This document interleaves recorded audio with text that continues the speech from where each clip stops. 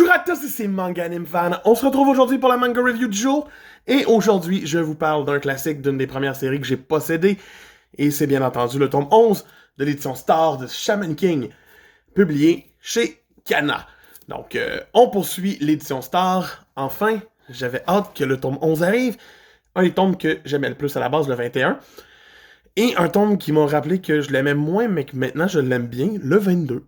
Donc, pourquoi? On reprend ici les aventures de nos héros avec la résurrection de Ren. Ren va revenir à la vie en mode « je suis rendu plus fort ». Tant mieux, c'est déjà ça de prix.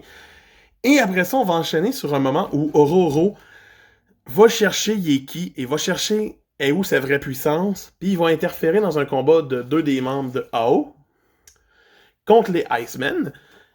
Et il va faire genre « Yo, je suis là ».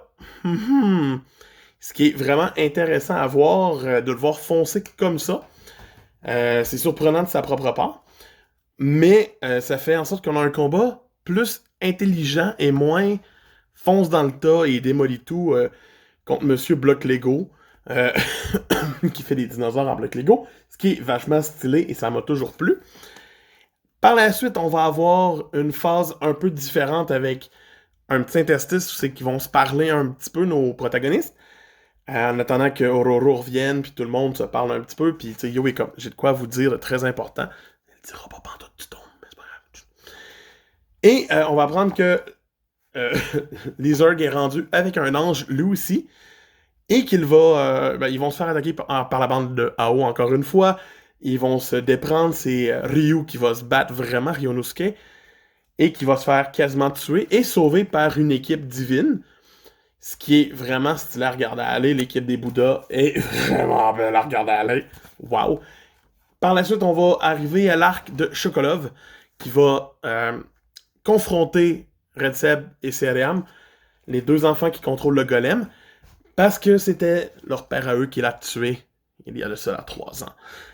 C'est vachement bien mené. Le combat est intéressant. Se finit de même.